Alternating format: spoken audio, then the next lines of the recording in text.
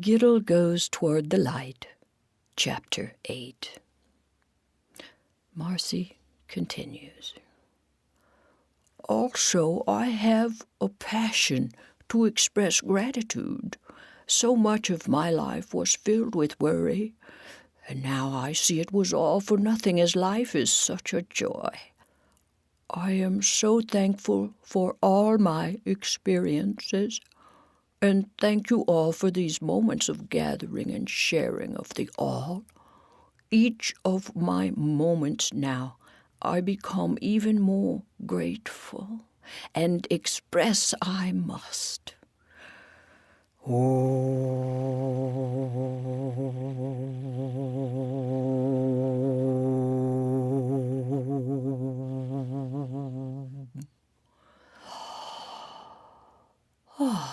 Breathes Marcie. Joey speaks up. Hey, well, I know about attitude. What was gratitude? Thinks Marcie.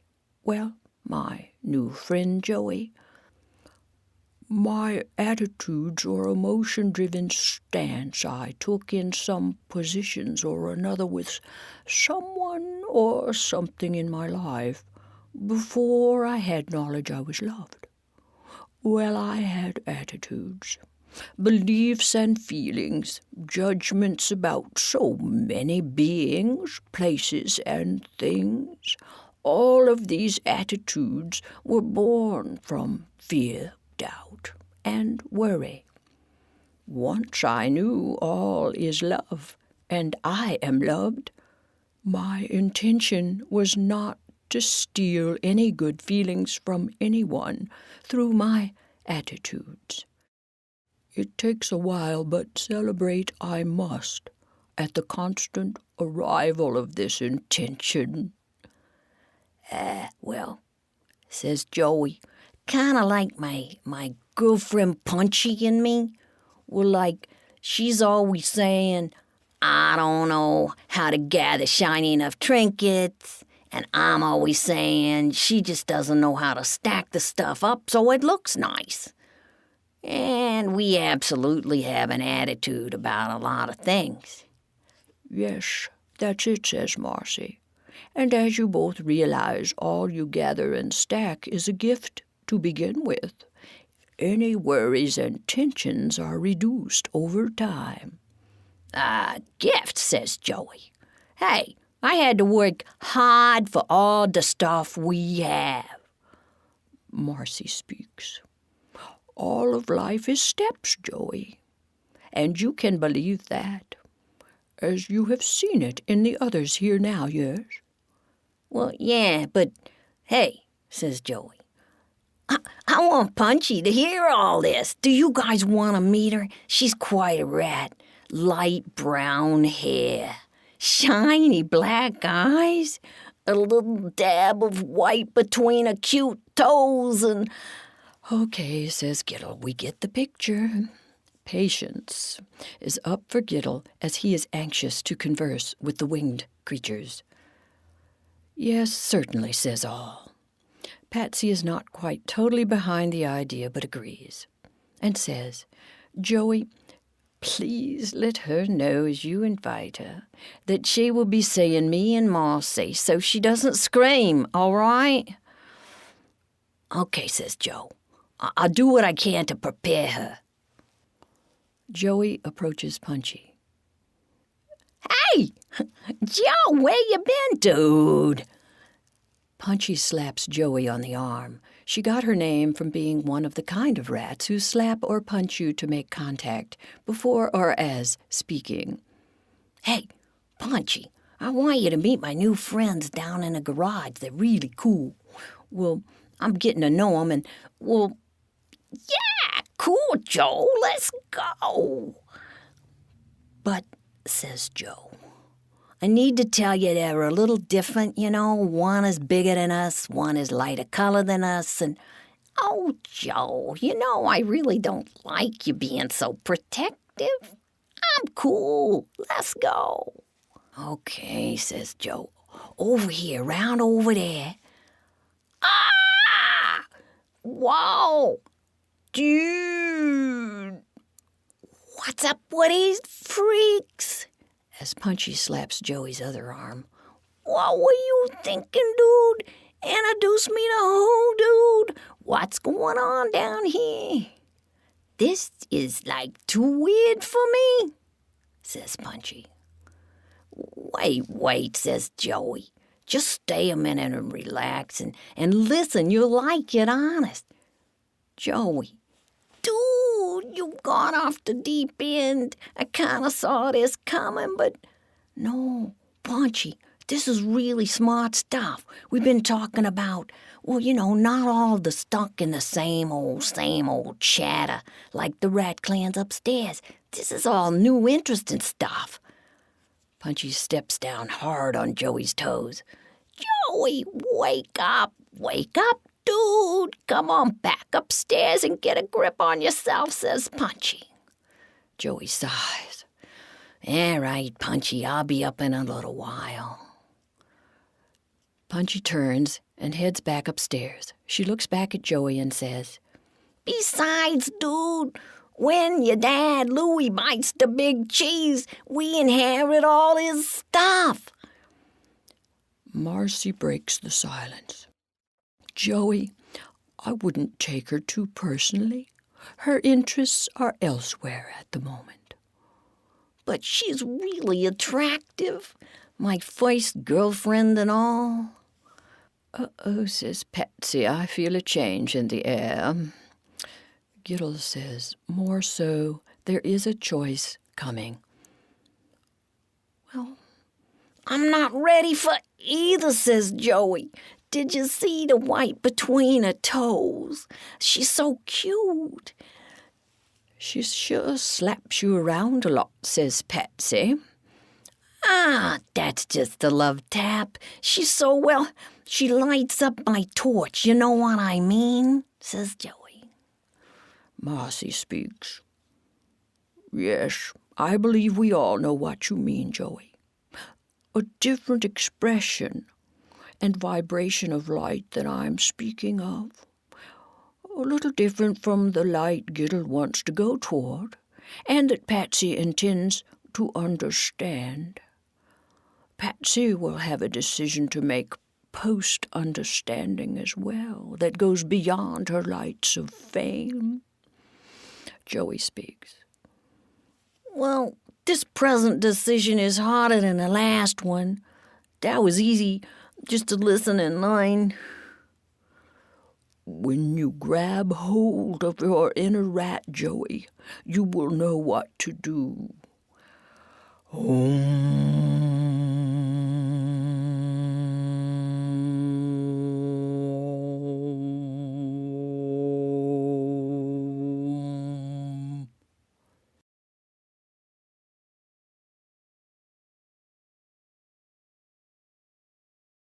Chapter 9.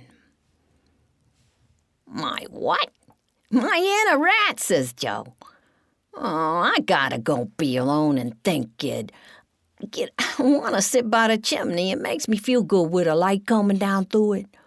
I won't climb it or touch it, okay? Fine, says Giddel. And good luck, Joey, good luck.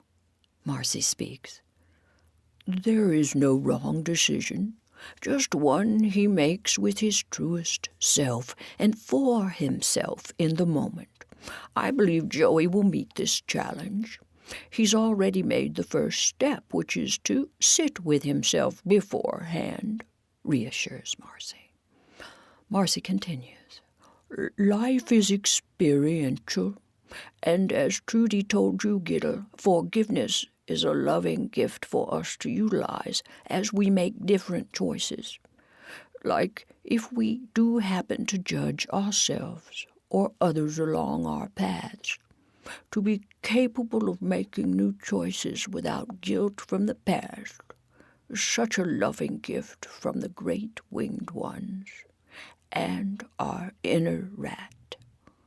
Patsy blurts out, But, this one's a no-brainer. Punchy is self-absorbed, slap-happy, out for only herself. She's using Joey. Come on, tell him, Giddel. Go talk to him. And Marcie, why aren't you teaching him something or something? Giddel speaks up. In this moment, I am not being urged inside to tell Joey anything. I don't know why, that's just how I feel. Marcie says.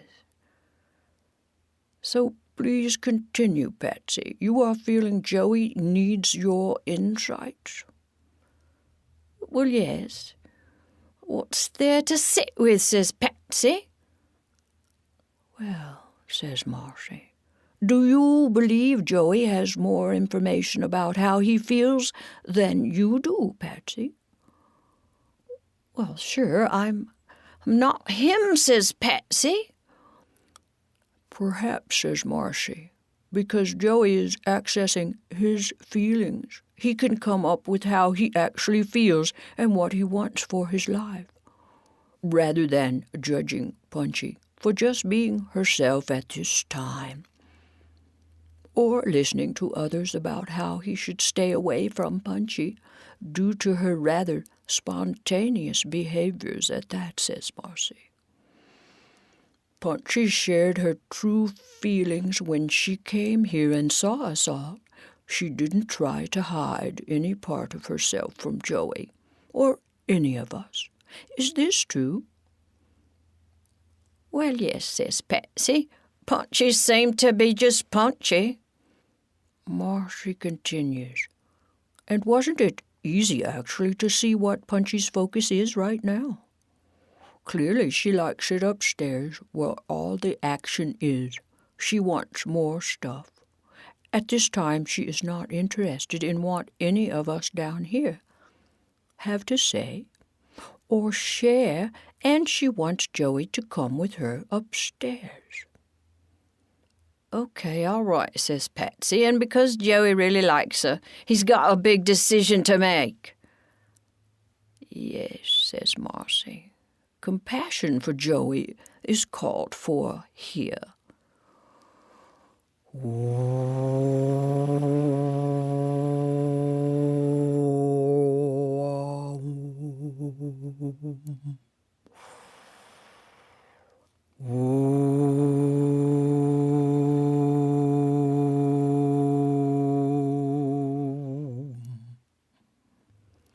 The ladybugs enter, singing a song to Patsy. Well, hello, Patsy, you are swell. Patsy, happiness is present. Just let go. Join us in the moment, in the lovely now. Oh, how we love you, Patsy. Dear, dear ladies, thank you, says Patsy. My head can be weighty at times. Thank you for the lightness.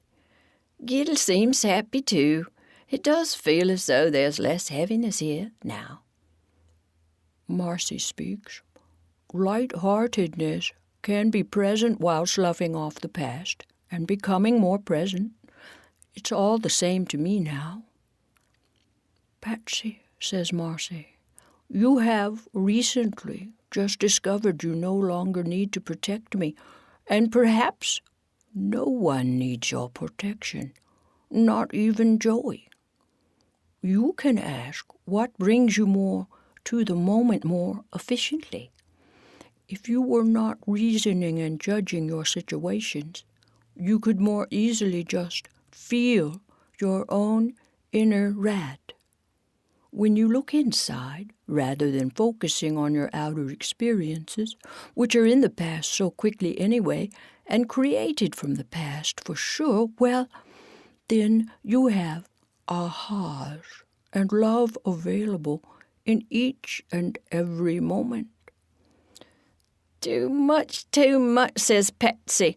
I don't get it. I don't want to get it right now. Now I'm needing to sit with all this by myself. I'm willing to sit with it rather than run away. But all this, well, I'm going to have to sit on the other side of the chimney now, says Patsy. Giddel is not quite sure what he needs right now and takes a deep breath and then speaks. Marcie, come on. This is a lot of information. We are just fledglings at all this super-duper stuff. Can you slow down? Oh, says Marcie, this feels slow to me. Well, says Gid, it's not slow to us. All right, says Marcie. I'm needing my nap now anyway. I do enjoy you creatures so much. I guess I'm just excited, which is new for me. I didn't have anyone to talk to like this until you came, Giddel, and then I heard you talking with Patsy, and you knew about the unseen yet known mystery. Perhaps I can be a bridge in a way, says Giddel, as I just came from where Patsy and Joey kind of are. I can understand most of what you say, Marcie, because Trudy prepared me. All right, says Marcie. I will take a nap and we can all communicate more later. I so enjoy the company of you all. Oh.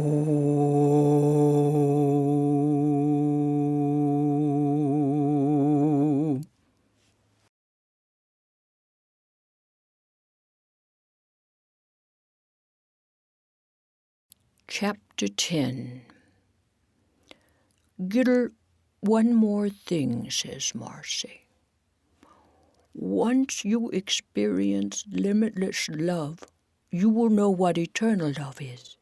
There is no time, no space, or form of love. And, my dear friend, there is no end to love. Your physical body doesn't gather love up and hold love in, and then love disappears. Eternal love is eternal life. Love doesn't stop flowing, ever. You discover love is everywhere. Once the belief that your body contains love dissolves. Oh, what a loving adventure all this is. The veil is so translucent. No inner, no outer, no beginning, no end, no separation. Such peace allow all other beliefs to fade away and bring pure love more present, says Marcie. All right, says Giddel. That is very beautiful, just lovely. And shall we rest now? Yes, says Marcie.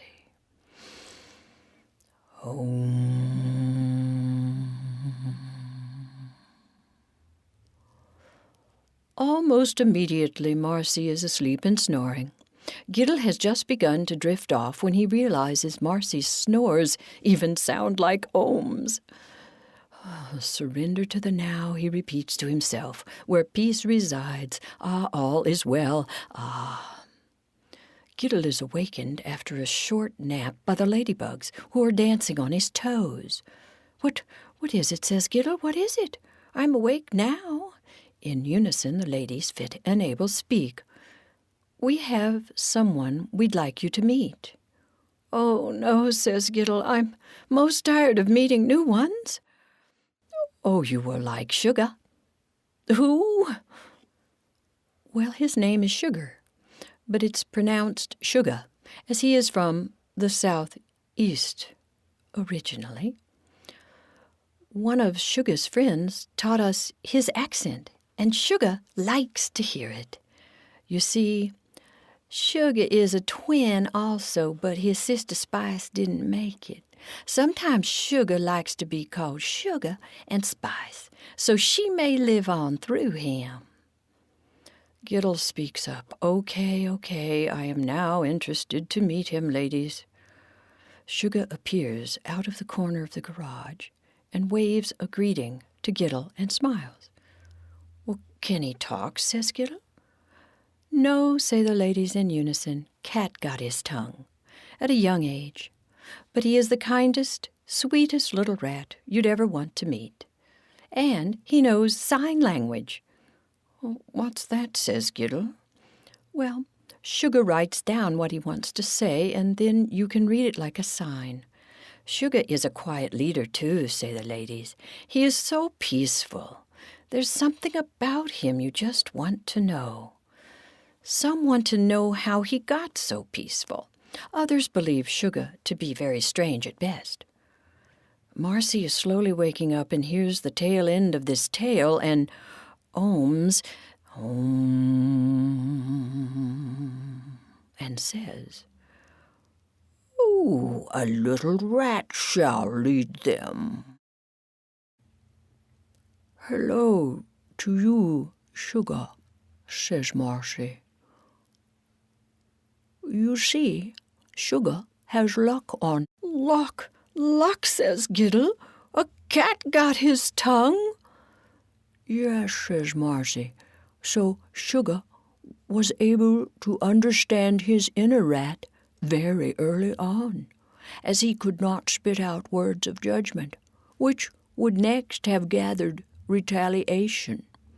Sugar, in frustration, went inside and found the truth, the peaceful truth inside." "Ah," says Marcie. "Is this so, Sugar?" Sugar gives Marcie the high five, as Sugar does have all his fingers and toes. "So," says Marcie, "subsequently, fear could not be developed, as fear comes from projecting what we make up to be true onto the outer and then scaring ourselves with it. Peace is within, and Sugar found that early." Sugar smiles a huge smile at Marcie, beaming with happiness that yet another understands the peace beyond reason and judgment. Patsy has overheard all this and comes near, having changed her tune and singing a new song. "Happiness is just a state of mind. I laugh and dance and sing most of the time, knowing now that peace resides inside. A happy rat am I much of the time." "Hello, Sugar," says Patsy. Sugar bows and claps for Patsy's song. Marcie speaks. "Ah, Patsy, you have awakened." "Yes," says Patsy, "I realize I can sing and dance and laugh whether there is an audience throwing money or not. So I no longer have sadness about not being a performer. I have gathered myself up in the moment and I am happy." "Om," says Marcie. Giddel listens and does understand, but still is drawn to meeting and talking with the winged ones themselves, and says so. And then Marcie speaks. "Giddel, you will create whatever you wish, even though everything is known right here and now. You will go toward the light, as certainly as you intend this in the now." Sugar's attention is drawn to Joey, who is still sitting by the chimney. With stillness, Sugar sits near Joey. Joey, feeling Sugar's peace and contentment, says, "Who are you?" Sugar has a paper he shows Joey that says, "I am Sugar." Joey says, "Well, can you talk?" And Sugar then, like a game of charades, acts out in very entertaining fashion, the cat getting most of his tongue, how he then could not speak to others, how he went inside and sat with himself most of the time, like Joey is currently doing. And Joey can't help but begin to laugh very loud.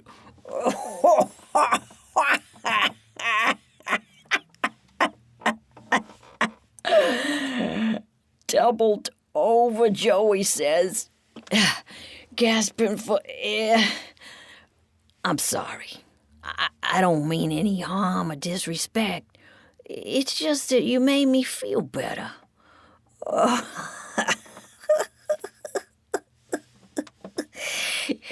Thank you, says Joe. Sugar is happy too, and claps and jumps up and down, and of course, with a smile all across his face, as Sugar intended to help Joey feel better. Joey says he's kind of still laughing. Oh, I bet my dad Louie thinks you're weird. Sugar thumbs up to say, oh yes. And Joey laughs some more.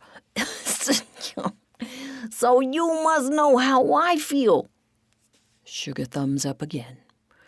For Sugar has been treated as an outcast for his whole life, up until now.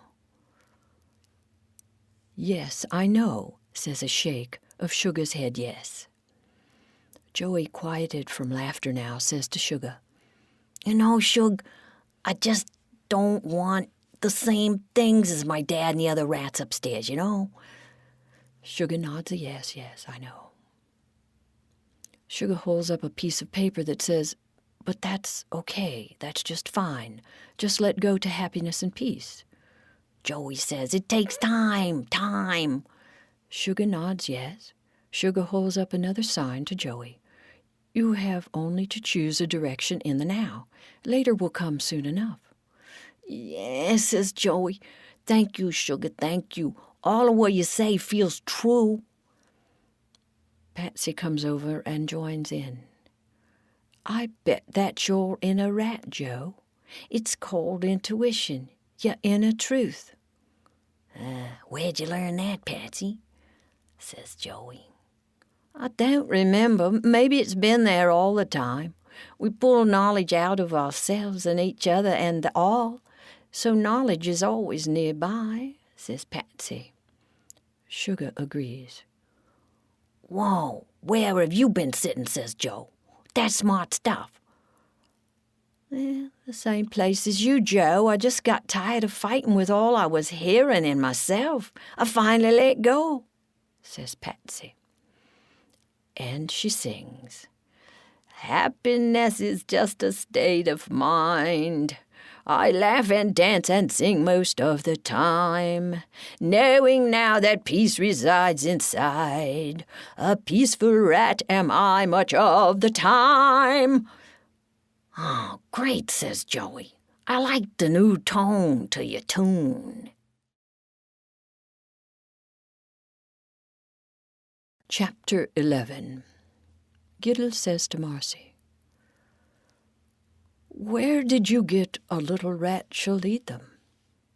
Oh, says Marcie, the winged one said he would be coming. Sugar, says Giddel. Well, says Marcie, a very peaceful one, and Sugar is so peaceful. I really must get to the winged creatures, says Giddel. So what is your next step, says Marcie. To find some light and go toward it, as the winged ones are up in the sky, says Gid. You see, Gid, says Marcie, everyone's journey is different, but all lead to the same place. The ladybugs were pretty nearly born with the knowledge as they decided to experience their lives in unison as one. Sugar, while very young, found his inner rat. I, Marcie, had a slow awakening after my fall down the chimney. Patsy and Joey are awakening right before our eyes. Even the rats upstairs are mulling about their choices. What a perfect path it all is, and it all leads to one place, of course. Yes, says Giddel, that's it. Did you say chimney? You fell down the chimney. Yes, says Marcie. That's it, says Giddel. The chimney is the one place. The answer, there is light at the top of the chimney. The sky, freedom, the winged ones are up there. That's it, I will go toward the light by climbing up the chimney. Hooray! But Giddel, says Marcie, I did not mean the chimney was the one place. Well, says Gid, for me it is. Hooray! Well, I let go, says Marcie, of any and all of my preconceived notions about your path, my friend, and give you my full support along your way. Bon voyage, ta-ta, ciao, arrivederci, be off with you. Be well on your journey, Giddel, says Marcie. What an adventure, and what a pleasure to have company so delightful for the moment, says Marcie. Giddel makes his announcement as he hurries over to the chimney. Patsy, Joey, Sugar, and the ladies are all present as Marcie joins them. Yes, yes, says Giddel, I am going to go toward the light by climbing up the chimney to the very top. But Gid, says Joey, how are you going to do that without knocking a trinket out of place? You said I had to get down from the chimney. Joe, says Gid, I will be led. Oh, okay, yeah, I'll show you how I went up the chimney, Gid, says Joey. Gid speaks. No, it is not you, Joey, that is to lead. It is Sugar. Sugar, blurts out Joey. Yes, the little rat Sugar. Sugar writes on a piece of paper, I have never been up there and do not know the way. Giddel says, you know the way, Sugar. You just don't remember you know the way. Sugar listens to Giddel and shakes his head, no. Everyone is so engaged they do not notice Punchy watching from afar, but close enough to hear. Come on, Sugar. You can't tell me you haven't heard, passed down for centuries. The quiet and peaceful rats will inherit all the stuff, says Giddel. Sugar writes down, I wasn't around to hear all the historic as I kept to myself. Well, says Giddel, since you weren't out all the time showing off and all, you got insight. We got and wanted more stuff. Then we had to learn to let it all go so we could really see what's really what.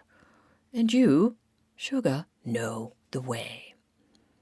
Sugar sighs and writes, if you are asking me to help you find your way up the chimney to the top, I give you my full attention and will do my very best. But I have no need for my name to be passed down for centuries. I will help you because you have asked me to. Hooray, says Giddel. Punchy's eyes are bugged out as she observes and thinks, almost out loud. Man, my Joey is buying this whole thing. He's hooked. Hook, line, and sinker. He's with the weirdos now. I've lost my favorite dude. He's gone over the deep end. And Giddel the snitch for reading the letter is gonna climb up the chimney. Whoa, I gotta tell the others to come down here, and I could even sell tickets to this show. Wow, I love all this excitement, says Punchy. Louie has taught Punchy well as his future daughter-in-law. Punchy says to all the rats upstairs, get your tickets here, right here. The greatest midden show on earth. Get your tickets now. This show reaches to the sky and beyond. Great risk involved. Watch 'em try not to fall. Excitement for us all. As Punchy promises the greatest show on earth. Chapter 12. Louie goes up to Punchy and says, Punchy, what are you talking about? You certainly have all the clan's attention. And where's Joey? Okay, just listen, Pops, as she slaps Louie on his arm. Giddel and Joey are down in the garage, well over by the entrance to the chimney with a bunch of weirdos, the tongueless sugar, that beady-eyed white rat, the ladybugs, and some huge white-faced looking rat cat-looking kind of thing. Whatever, weirdos. And well, Joey's with them now. And Gill's gonna go climbing up the chimney to the top. Okay, says Louie, I get the weirdo thing and all. But climbing a great-great-great-grandfather's midden, that's out of the question. No way, no way. Come on, gang, we gotta protect the midden from the weirdos. The value of the midden to all the clans is the one thing that does unite them. As all the rats rush to the chimney, Louis speaks. Giddel, what are you doing? What's gotten into you? Don't do this. Joey, talk to me, son. What's happening here? You must not, cannot touch this midden. Trust me, we'll all stop you anyway. Don't make us have to stop you, Giddel. Sugar has already begun the climb, but can hear this discussion. Patsy has moved over by Marcie, nearly behind the wagons, and joins Marcie to ohm support within, to intend to purify the now. Oh dear, says Marcie under her breath, we must ask for communication between all parties so that on some level they can understand each other, even though it seems impossible from their points of view. Marcie and Patsy retreat to co-create a more empowered, yet less adversarial environment for this heated discussion. Their part in purifying the now came from fearlessness, faith, and intention for the peaceful resolve of these differences. Marcie withdrew to the inner realms and let go to the mystery. Patsy gathered her energies so as not to direct any to the belief that there was a problem at all. Experience was giving way very quickly to Patsy developing the new idea of selflessness. Marcie says to Patsy, let us open to divine design, dissolving fear and worry in the moment, so light-filled agreement abides in this garage for all. And so it is, says Patsy. Although reason would not recommend giving thanks and gratitude at this moment of seeming opposition, Marcie ohms and says, I bring joy and peace to this moment. It is what I have to give, and I give freely. Patsy's old habits of fight or flight are challenging to bring present to the moment, but she is willing to rise to this occasion to learn new patterns in the very midst of the appearance of a conundrum. Marcie is taking an active role, though the appearance is passive, for it takes focused energy and strong intention to respond to situations with joy and peace, completely in the now, without doubt, fear, or memories which bring judgments from past experiences. Marcie is breaking a sweat now as she gives over to truth. And to support her energies, she ohms.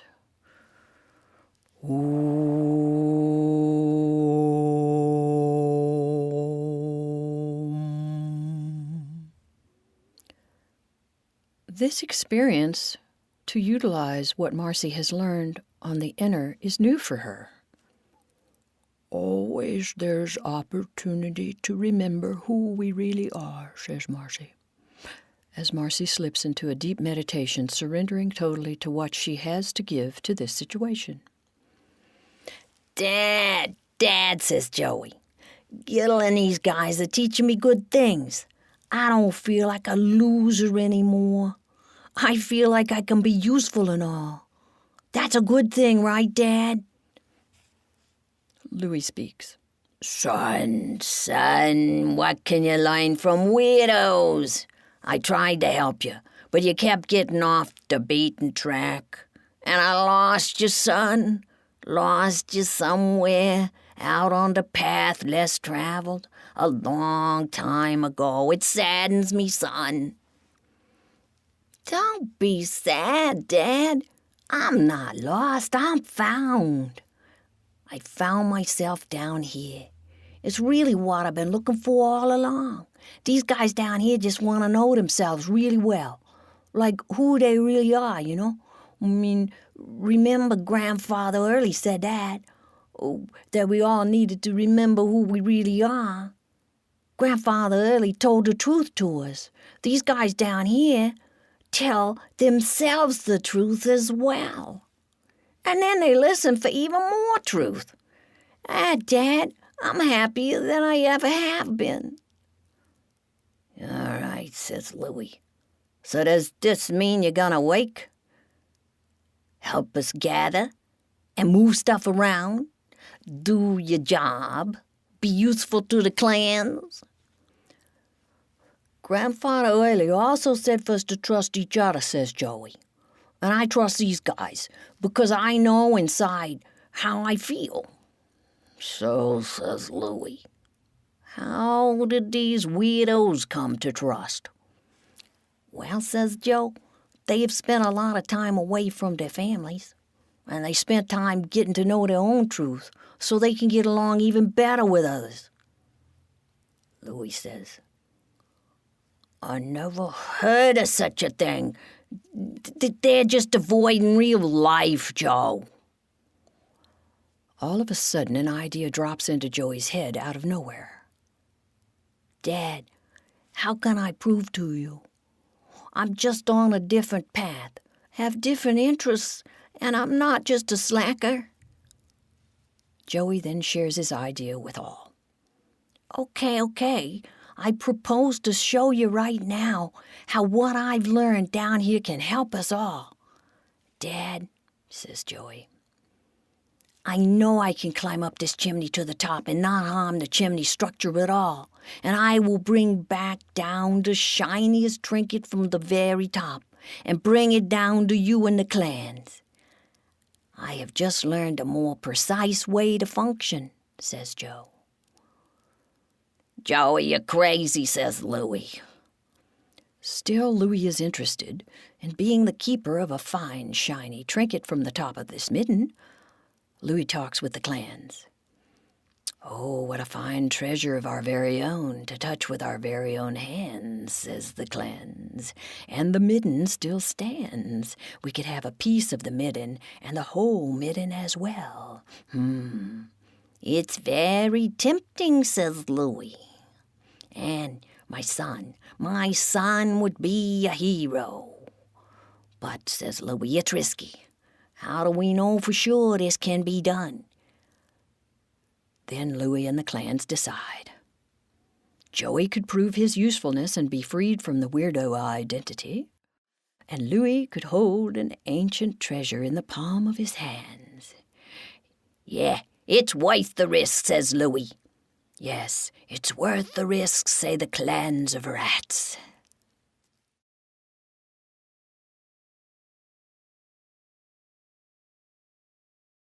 Chapter 13. Giddel is standing by thinking, oh, what an imposition to have to write now. Trust that Joey knows what he's doing. I was just about on my way to the top of the midden, and could have been talking to the winged creatures by now. Oh, what can I do but trust in this moment? Giddel energetically moves his own motives out of the way and speaks to Louie and the clans.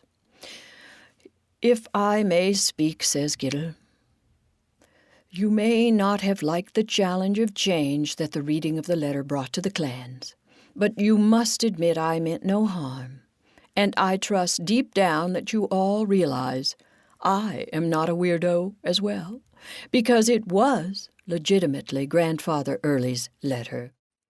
I was only the messenger of the document. Murmurs, a hush, more chattering amongst the rats. So I will tell you now, says Giddel.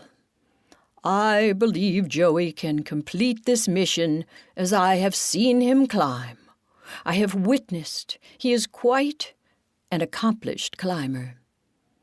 Joey keeps his surprise at Giddel's support to himself. Louie and the clans murmur and hush and murmur again, and Louis finally speaks. You are a wise desert rat, Giddel. We find we cannot deny this, and you speak the truth. If you trust Joey, then we are behind this climb. Joey, my son, go with my blessings. Now, Giddel and Joey know Sugar is going to lead. He is up in the chimney already and too small to really be seen in the shadows. Giddel must trust that he himself is already going toward the light as the path is being created. This thought relaxes Giddel into the moment even more. The ladybugs are now dancing and singing. No more chasing smoke, go higher. Climb with eagle eyes, don't tire.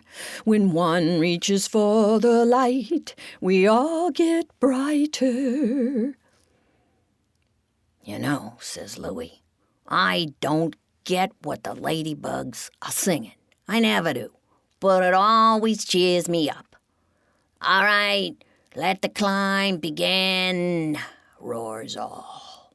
Hip, hip, hooray! Hey, where the rest of the weirdos, says Louis. Meaning Patsy, Sugar, and Marcie.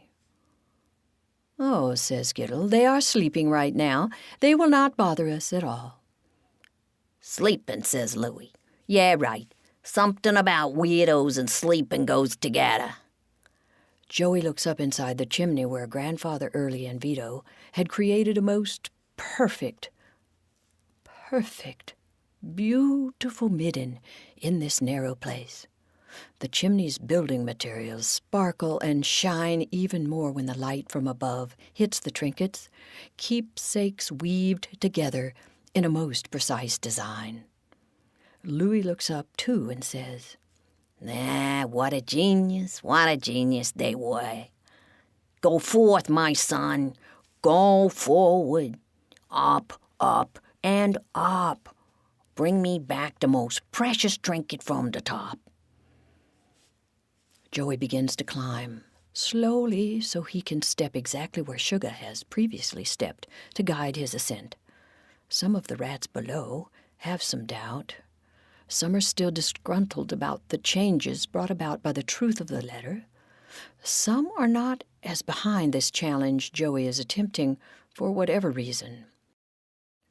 Giddel is embracing these potential blocks to Joey's successful climb and transmuting their effectiveness, lessening the impact on Joey's confidence. Joey almost stumbles but gathers himself back on course. He takes a deep breath and yells back down. Please have the ladybugs continue to sing. It steadies my steps. Okay, says Louis. Ladies, sing, sing, sing. No more chasing smoke, go higher. Climb with eagle eyes, don't tire. La la la la la, la la la la. Chapter 14. Hey, Dad, yells Joey, who is far up the chimney now. There's something up here. Louis yells. What is it, son? It looks like another scroll. It's from Vito and Oily. It looks like they both put it here in a design. All right. Throw it down carefully and let Giddel read it, since he's become the messenger, says Louis. The scroll lands in Giddel's hands, and he reads aloud to all. Welcome to the top of our world.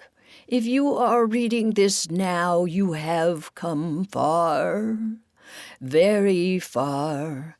Vito told me at some point to tell you something neither of us chose to believe.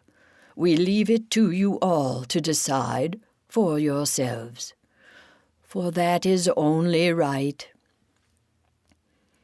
When Vito and I were designing the midden, winged creatures landed on the ship and directed us on how to design it. What? gasp the clans of rats. Murmurs and hush, murmurs and hush. Giddel takes a deep breath and continues. The winged ones called it divine design. Vito and I wanted the credit, and our feuds began. Oh, say the rats. Sugar, of course, knows this to be true and is so happy the knowledge is out, for it proves all rats have the knowingness. Giddel knows too in his heart of hearts and wants to see the winged ones more than ever. Joey is quickly joining this new belief, and Patsy and Marcie continue to meditate while the ladybugs sing and dance. Giddel continues to read.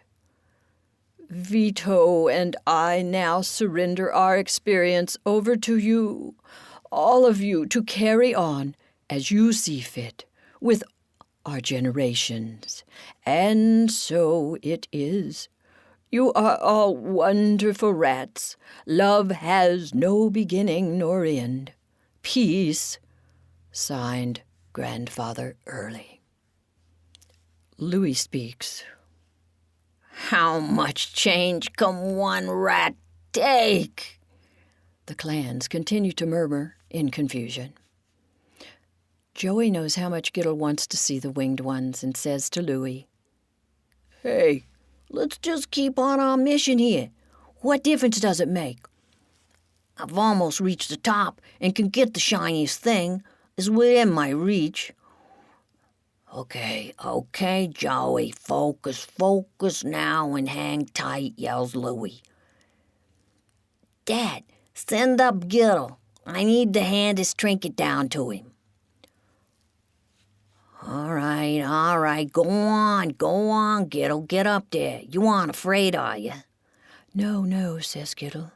Yes, I will go toward the light. What, says Louis. Just get the trinket from Joey and bring it back down here. Yes, of course, says Giddel, as he climbs up the chimney. Giddel gets to where Joey is, and Joey says, Go on, go up to the top and see your winged ones. I can take you from here with my dad and the clans. Sugar is looking out the top of the chimney, light touching his face. He feels new, whole, like before he lost his sister and before he lost his tongue. Ah, the light feels so good to Sugar. Giddel smiles at Sugar's beaming face and stands on top of the chimney. Hey, Giddel, yells up Louis. What's going on up there? The light is almost blinding. How shiny is that thing? Joey reassures his dad, as Giddel now sees the winged ones. Oh my, how beautiful! They speak to Giddel. Welcome, my dear rat. Oh, yes, hello, I've heard so much about you, says Gid. You are wise yourself, say the winged ones. We, the winged ones, urged placement of the scroll in the midden that spoke of divine design. It is time that everyone know of us and what they are truly made of. The gift of the light of life, which is joy, peace, and love, is your true inheritance. You are truly what you co-created yourselves to be. And once you see from our perspective, you will know there is no beginning and no end, only love which completes itself. Would you like to take a ride, say the winged ones? Well, yes, I'd love to, says Giddel. Giddel hops on the mighty back of one of the winged ones, and up and away they go. And as Trudy would say, this journey has truly just begun.